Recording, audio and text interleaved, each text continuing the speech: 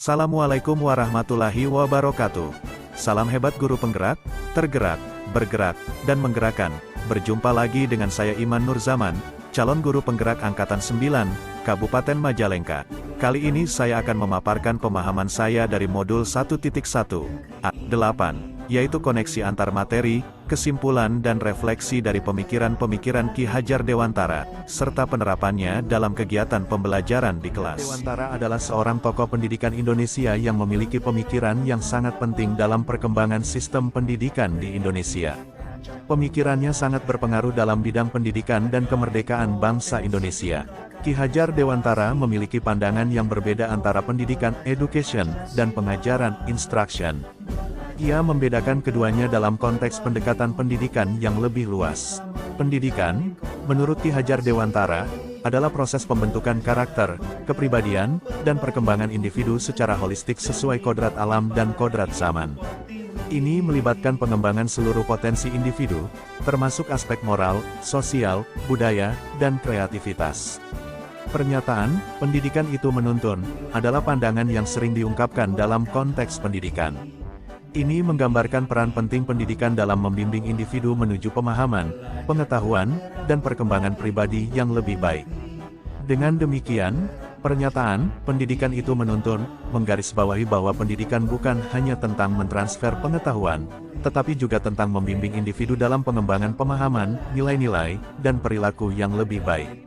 Pendidikan berperan sebagai panduan bagi perkembangan pribadi dan kontribusi positif dalam masyarakat. Sementara pengajaran, di sisi lain, adalah bagian dari proses pendidikan yang lebih luas. Ini lebih terkait dengan metode dan teknik yang digunakan oleh guru atau pengajar untuk mentransfer pengetahuan dan keterampilan kepada siswa.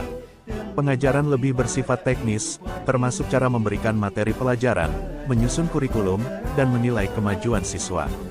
Meskipun pengajaran adalah bagian penting dari pendidikan, Ki Hajar Dewantara menekankan bahwa pendidikan tidak hanya terbatas pada pengajaran formal di dalam kelas, melainkan juga mencakup pendidikan informal dan pembelajaran di luar kelas.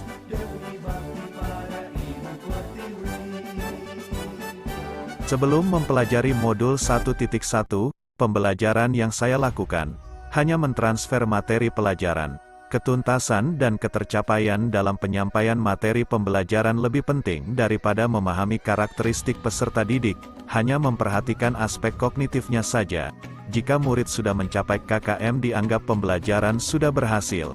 Peserta didik hanya sebagai objek pembelajaran, dan pembelajaran cenderung berpusat pada guru. Teacher Center, tidak memperhatikan apakah peserta didik sudah benar-benar paham atau tidak, hanya meminta peserta didik menghafal materi.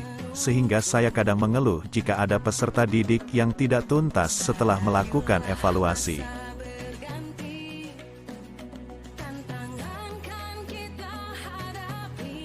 Setelah mempelajari modul 1.1, saya menyadari, seharusnya saya melakukan proses-proses pembelajaran secara holistik, menyeluruh yaitu mencakup aspek kognitif, afektif, psikomotor, spiritual, sosial dan budaya. Peserta didik bukan sebagai objek pembelajaran, tapi sebagai subjek pembelajaran, artinya peserta didik bebas berekspresi, mengemukakan pendapat dan berkreasi sesuai dengan metode dan model pembelajaran serta media pembelajaran yang tepat. Guru hendaknya bertugas sebagai fasilitator dalam pembelajaran dan guru harus ikhlas, penuh kesabaran dengan segala ketulusan hati. Selain itu guru harus mampu mempelajari karakter peserta didik yang memiliki berbagai latar belakang, dan berikan kesempatan kepada murid untuk tumbuh sesuai kodratnya.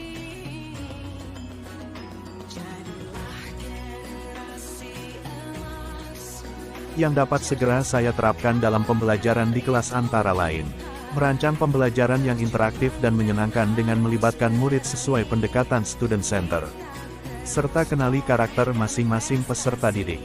Penggunaan sumber daya lokal, memanfaatkan sumber daya lokal dan budaya setempat dalam pembelajaran. Ini bisa mencakup kunjungan lapangan, pemanfaatan lingkungan sekitar, dan sumber daya lokal lainnya. Pembelajaran tidak lagi menuntut tapi menuntun, karena tugas guru adalah mengarahkan dan membimbing peserta didik. Pendidikan informal, jangan hanya terbatas pada pembelajaran di dalam kelas. Sertakan pembelajaran informal melalui kegiatan ekstrakurikuler, seni, dan budaya. Umpan balik terbuka, berikan umpan balik yang konstruktif kepada siswa, dan ajak mereka untuk berpartisipasi dalam proses penilaian dan perbaikan diri. Penghargaan prestasi siswa, akui dan apresiasi prestasi siswa baik dalam aspek akademis maupun karakter.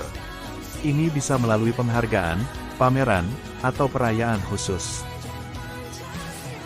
Semoga video ini menginspirasi Bapak Ibu guru pejuang pendidikan. Salam hebat guru penggerak. Wassalamualaikum warahmatullahi wabarakatuh.